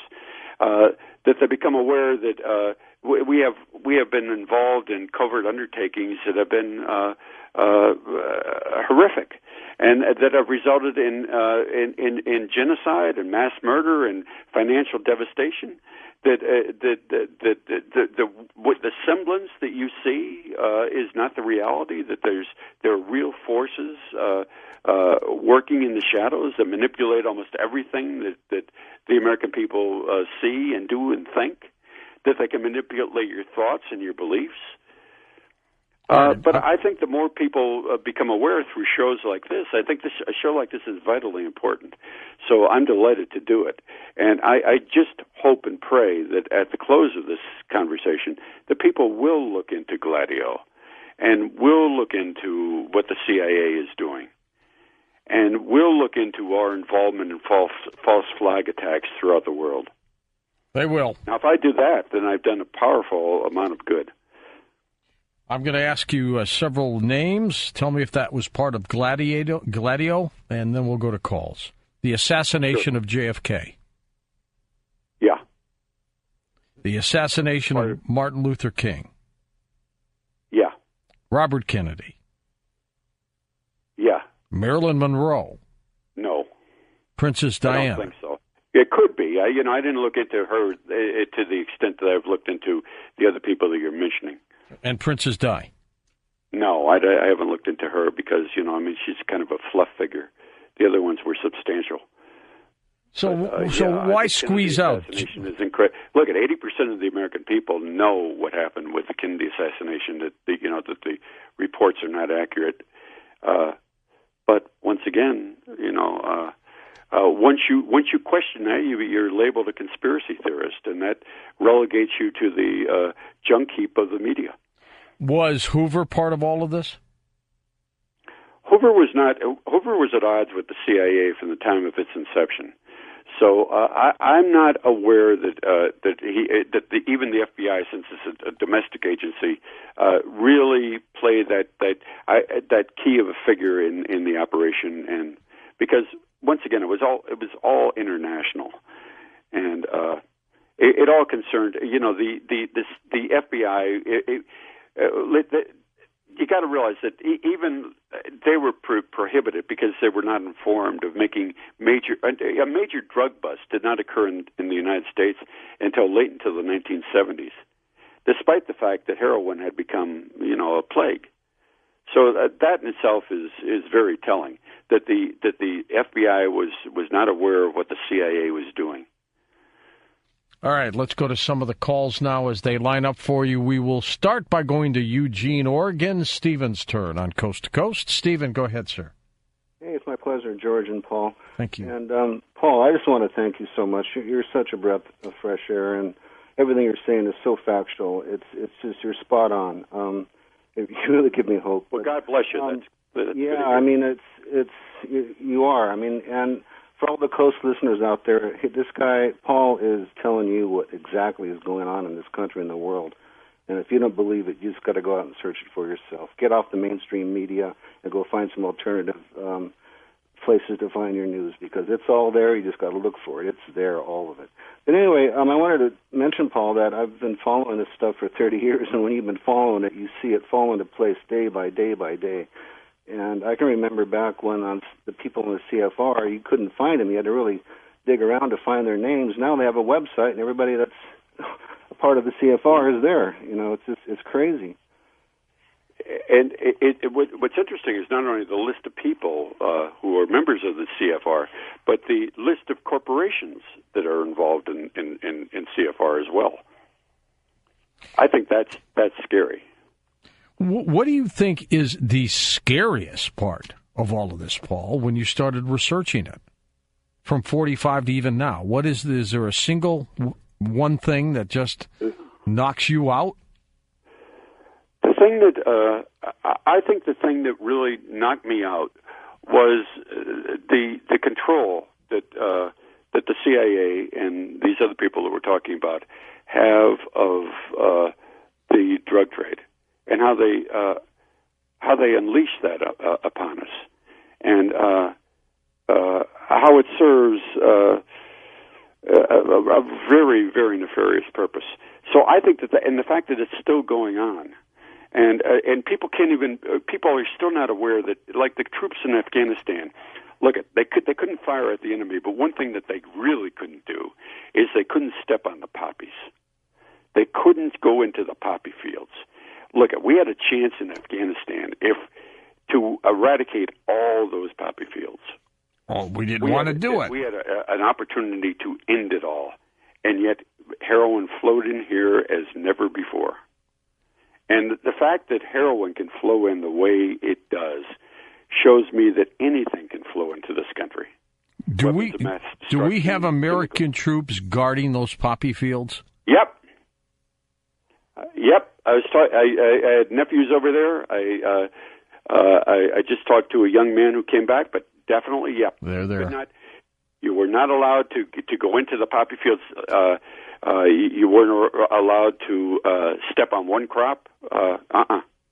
Let's go to Anna in Pasadena, California. Here we go. Hi, Anna. Hi. I'm calling because I do know about Gladius. I am one American that does know about it, and I haven't read your Hallelujah. book. And in Greece. Oh, hello. First I should say hello. I said hallelujah. For the show. How did you know about it, Anna? How did that come about for you? Well, I had been communicating with somebody on Facebook from Greece that was going through the whole horrible experience with austerity and the IMF, and we got into conversations, and he asked me if I knew about Gladius, and so I started looking into it and was quite astounded. But I was already aware of a lot of the other CIA operations like MLK Ultra and Operation Chaos during the Vietnam War with the students and that whole infiltration and so forth. So I wasn't too surprised. But what I found out in my own research that I thought that you might be interested in, Paul, is that Dick Armitage and Madeleine Albright. They started another organization that's called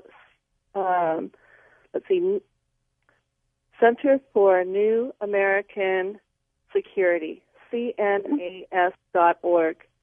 And if you look in there, you'll see all the different State Department. It's like a revolving door of State Department and Department of Defense people. And you can look at who all their funders are. But one person that I think you should look at on the board of directors that's with an organization, he's the head of Endgames, and they make all of this. Well, what happened was the CIA, created IQT or InQtel, where they started funding people that were using military signals intelligence into the private sector. Mm-hmm. And they have their own corporation. I don't know if people knew about that with the CIA, but it's called IQT or IN-Q.tel.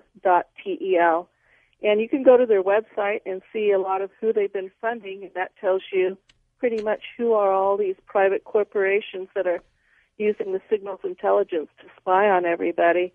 But a lot of those people, too, on the board of directors are also previously from military intelligence and the State Department and DOD. And you'll find a lot of that information on a website called Blue Cabinet, all one word, bluecabinet.info. And there's over 400 corporations that are making like in this spy devices that are being used globally. So I thought you might be interested in that aspect of the CIA. All right, thanks, and have you heard about that, Paul? Pretty good work. And I'm not aware, and Anna, I thank you very much for informing me about that new organization formed by Madeleine Albright. I will definitely look into that, and I was not aware of that. So thank you very much. Let's go to St. Louis. Derek's with us on the wild card line, our old town. Go ahead, Derek. I was just curious about Iraq. We flew in, invaded Iraq, flew a bunch of weapons and army equipment in there, took control, and then all of a sudden just left that in the hands of Iraqis, which immediately ISIS moved in, took control of that equipment and weapons. Was that all done by design? It was all part of the strategy of tension. You see, what we try to do is you try to create an enormous amount of conflict within a country. So the country is divided. So you have, in Iraq right now, you have the Sunnis against the Shia and the Kurds. So you have a situation right now that plays very well for Israel and plays very well for our concerns there, especially the creation of the Islamic pipeline that's going to go from Iran into Europe. So, yeah, I mean that strategy of tension is something that was developed by the CIA, but you can see it crystallized right in Iraq. But a good observation, because I think that was our purpose for the invasion. Paul, look, they had a secular government there to start with. During the 1980s, Saddam Hussein was called the Lion of the Middle East. He was one of our heroes. We sided with him. Of course we do. There's a picture of Rumsfeld shaking his hand in the 80s. Yes. And then suddenly he's a devil incarnate. He's taking babies off incubators and killing them by the dozens. So yeah, I think that we are instigating that strategy there, just like we are doing in the Ukraine, and it's all part of Gladio. So why haven't we done anything with the Saudis, who behead people? They don't allow women to drive. They may be as back as any country I've ever seen. That is a good $64 question, because you would think that people who are should be accused of barbarity. The Saudis would top my list. They still crucify people there. You can't a Christian or a Jew or anybody who's not a Saudi you can't own a grain of sand there. But they are part of the I think with their oil reserves and their petrodollars, they are engineering along with the Israelis, who are, I think they're working in tandem with them, this new order. All right, it's time to go to Roger in Toronto, International Line. Roger, go ahead. Thank you so much for taking my call, gentlemen. I'd just love to say that this is definitely a really red-hot topic these days. I'm learning myself a lot about Gladio B. I've been following a lot of Bell Edmonds, and I've been also listening to a lot of James Corbett, and I'm really excited about it. I have a question. How do you think this ties into the City of London, where they have the Centre of Financial Institution, that the historic that has alleged Masonic backgrounds? And I also wanted to just ask, you did tie in Israel into that answer to your last question. So from what I've been learning, it seems to me that Saudi and Qatar are basically alongside with Israel, just like you mentioned, in conjunction with them. But if I got to see, what's your take on the whole big picture? Can you focus a little bit more on the ties between those countries and the misconceptions that you would say that we as North Americans could possibly be under? Thank you so much. Okay, you're very welcome. Go ahead, Paul. That is a development that really boggles my mind. But it's definitely true that Israel is instigating that strategy of tension. There's a greater Zionist plan that involves Saudi Arabia, by the way, as an anchor to create this constant chaos in Lebanon and in Syria and in Iran and in Iraq that would all serve Israeli interests. Take the eyes of the Mideastern world away from Israel to therefore protect Israel. But they have certainly, with the Saudis, instituted this and the CIA instituted this strategy. And the fact that ISIS, and for these fighters to join ISIS, to go to Syria, they have to travel through. First of all, they have to go through Jordan, or they're going to go through Israel. So, how do they get there? How are they transported there? And the fact that more and more very verifiable reports are arriving that their soldiers are being treated in Israel, and the fact that they're Sunni and in the midst of this Shia, the formation of the Shia Crescent. The Saudis' hand is right there as well. And the money, somebody's financing them. Oh yeah. Well, that's all from the drugs. It's all drugs, arms. I mean, they probably have as much as most little nations. Yeah, but you got to realize that, with the money from that drug trade, operations like this are going to persist. Yeah, they are. Ad infinitum. Hey, Paul, you don't have a website. Is that correct? I don't. You don't. But if you want to reach me, anybody can go to the intelligencesummit.org. Just go to the intelligencesummit.org and drop a note, and I'll get right back to them. Or else they can, just email me at maidanew@AOL, and I'll get right back to them. And we're talking about Operation Gladio, the unholy alliance between the Vatican, the CIA, and the Mafia, which Paul says is still continuing right now. We're going to come back in a moment on Coast to Coast AM and take your final phone calls with Paul, and I'll fill you in on what's in store on our next Coast to Coast show. A great guest coming up tomorrow for the first couple hours. Really excited about this. I have admired this individual's work for a long time, and I'll tell you who that is when we come back. And again, don't forget, like us on Facebook, as so many of you are. Follow us on Twitter, and I hope you all become Coast Insiders. And I'm working on something that will knock your socks off if you're an insider. Well, on our next Coast to Coast program for the first 2 hours, actor Lou Gossett Jr. joins us. I'm really looking forward to this. It's going to be exciting. And then we're going to talk about some incredible weird things going on Mars with George Haas. So make sure you're part of the program. We'll be back in a moment on Coast to Coast AM. Welcome back with Paul Williams and your final phone calls here as we talk about his work, Operation Gladio. What are your friends, peers, Paul? What did they say about this work? It's an amazing work, and you're right. The research must have been unbelievable to put this together. No, it was. It was out of everything that I've done, even a doctoral dissertation. This was very, very, very demanding and exacting. And once again, I had to rely on CIA documents, but also there are heroes out there like Sybil Edmonds, whom somebody mentioned, who's done an awful lot of research on Gladio, and I relied on people like her, and that made it a lot easier. People should be very familiar with her name because she is the most muzzled woman in America. And she's a former FBI translator, and she's a great gal. But she writes extensively about Gladio, and her and people like her showed me the way.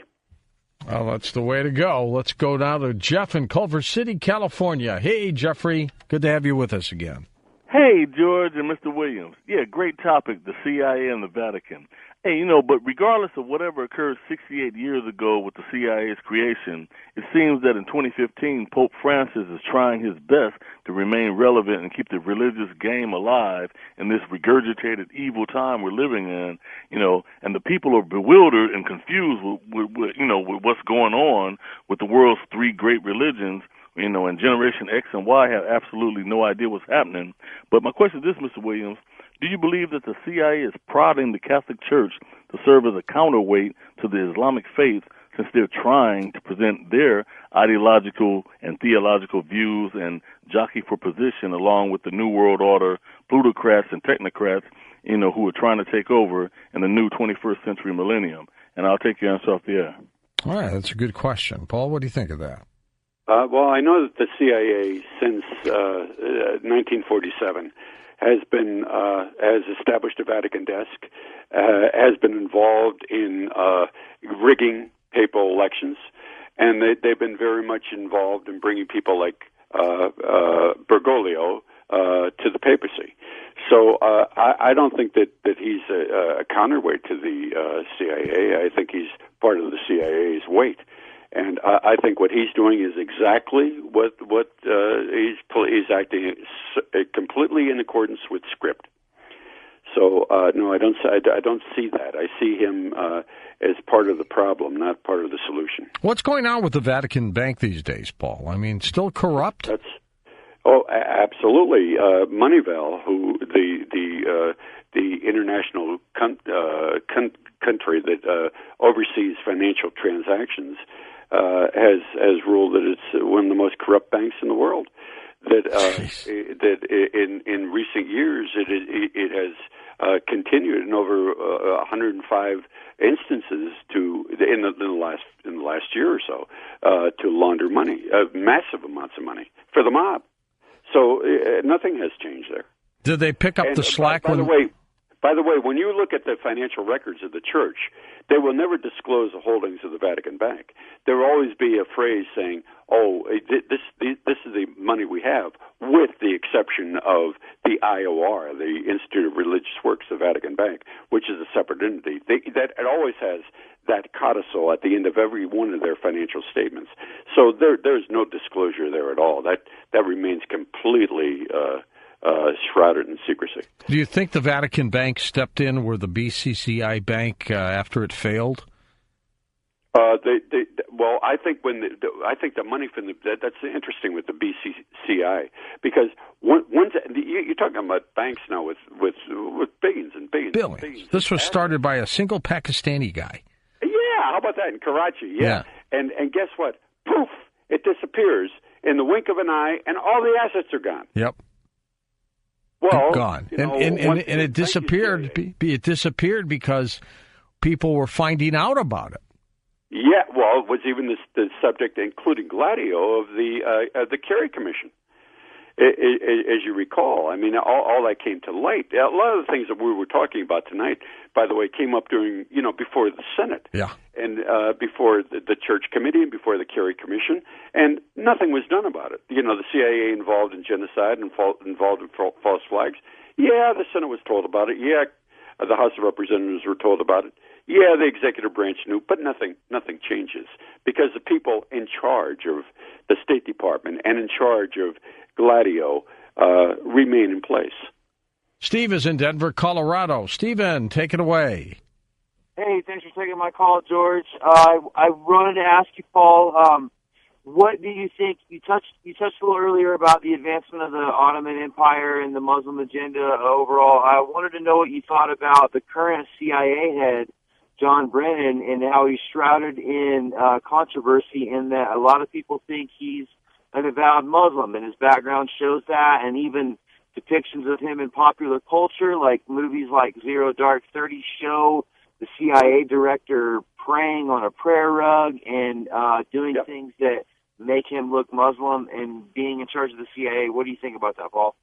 Oh, I think it's all part of the same script. You got to realize that when Pope Francis was in Turkey, what did he do? He bowed toward Mecca and started to pray, and then he proclaimed that Muslims and Christians worship the same God and must grow in mutual cooperation and esteem for the good of the planet.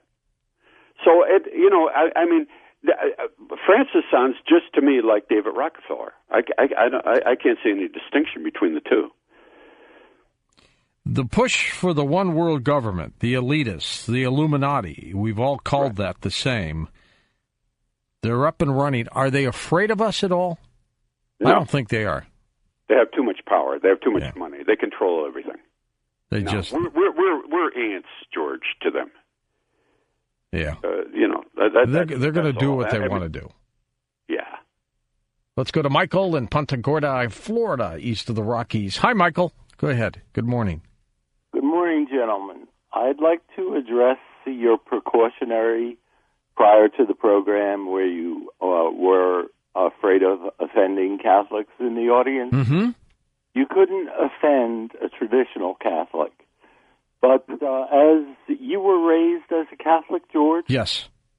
And so was I. Possibly are now agnostic? Excuse me? Or possibly now agnostic? Who, me? No, not at all. No. Okay, cool.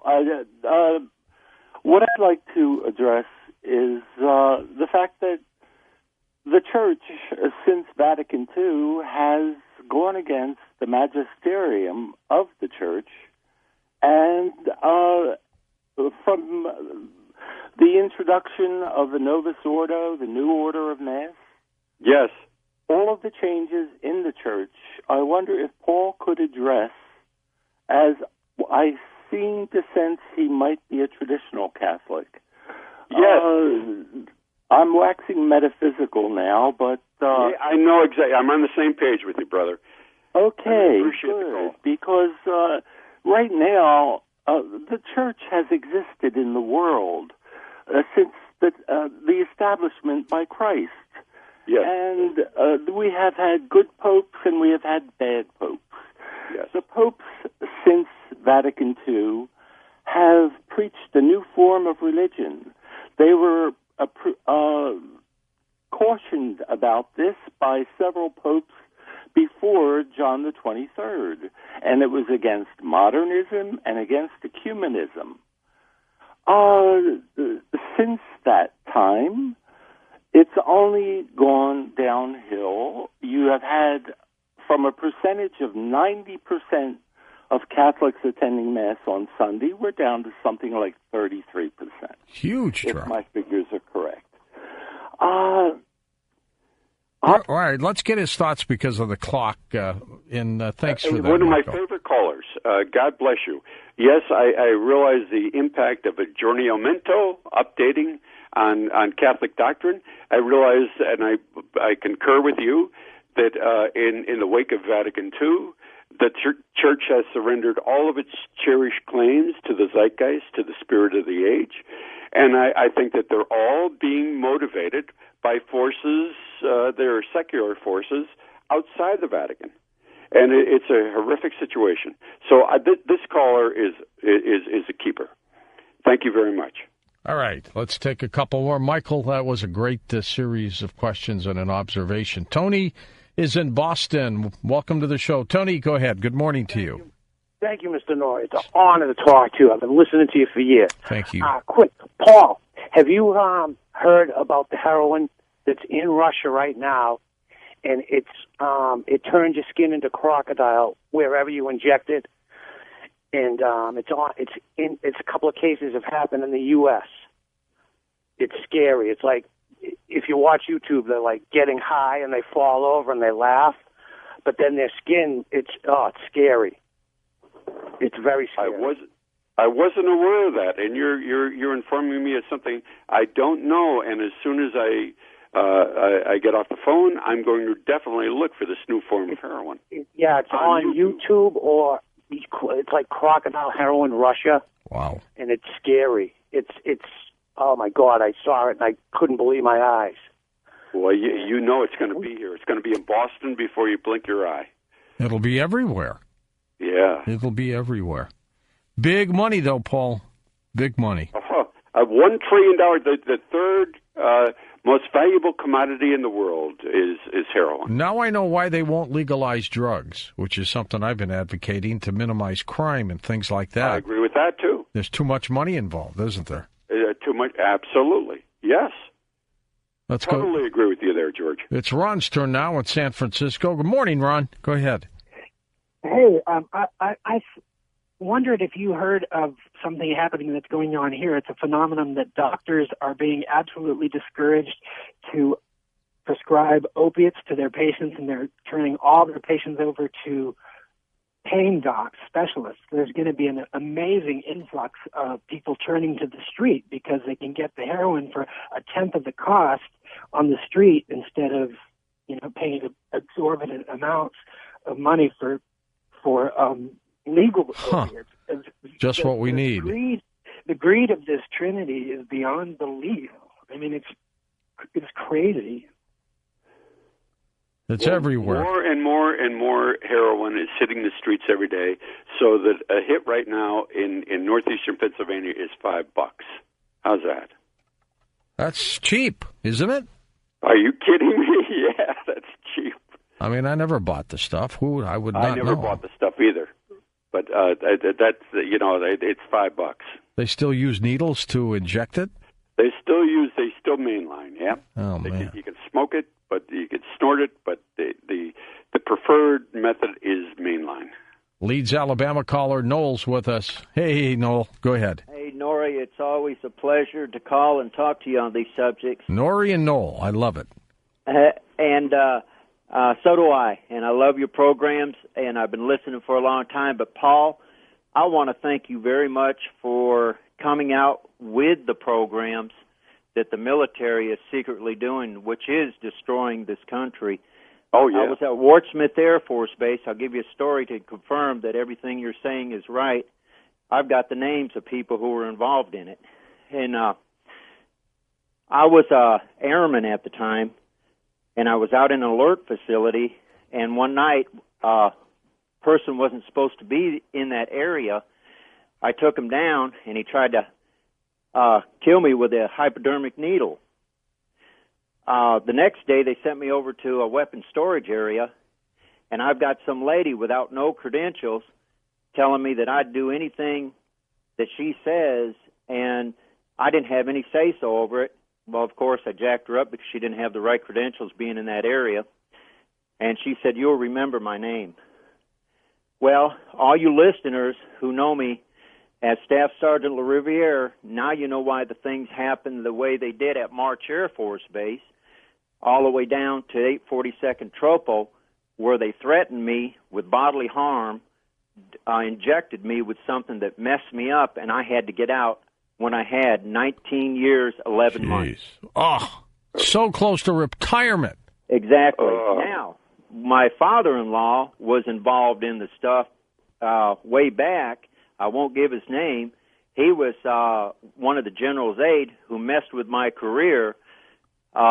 on the sidelines and was funded through the Masonic Temple. You got to appeal that, Noel. That's crazy. You know, in the military, if you get 20 years in, you get to get a retirement check for the rest of your life.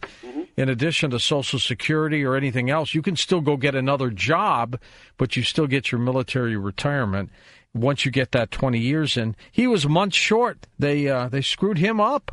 Oh, man, that's horrible. I'd go to court on something like that.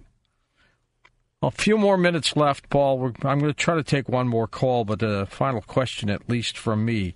I'm concerned about the false flags that you talked about. How do we know when an episode is real? Because there are people out there that hate our guts. Or it's a false flag. I mean, my gosh, it's confusing to people. Oh yeah, it's if it's done right, it's very confusing. Well, the false flag, some of it, I mean, were very easy to uncover. For instance, the ones regarding Saddam Hussein. I mean, French journalists went in and they visited the Kuwaiti hospitals, and they spoke to all the nurses, and they spoke to all the doctors, and they could do away with that very, very easily. Bologna, the bombing at Bologna was kind of easy to uncover as a false flag because the explosives that were used were uniquely used by NATO, and they were traced back to a CIA unit. Boston Marathon bombing, false flag? I don't think so. But your take? That one I haven't given that great of great amount of thought to. I'd have to look at that a lot. All right, a lot closer. Paul, we are out of time. You keep in touch with me and come back again. All right, this one's been 4 years, a little too long. This has been great. Thank you so much, George. Okay, Paul Williams. Name of the book, Operation Gladio. It's a long read, but it's extremely intense. It really is. Don't forget, on our program tomorrow, Lou Gossett Jr. joins me. I'm looking forward to that. That's going to be fun, talking about his career, his foundation, and great actor, too, by the way. Officer and a gentleman. One of the reasons I decided to be an officer in the Navy so I wouldn't get yelled at by a drill sergeant. For Dan Galante, Tom Danheiser, Lisa Lyon, Lex Lonehood, Sean Ladesseur, Stephanie Smith, Chris Boros, and George Knapp, I'm George Norrie, somewhere out there on Coast to Coast AM. We'll see you on our next edition. Until then, be safe, everyone.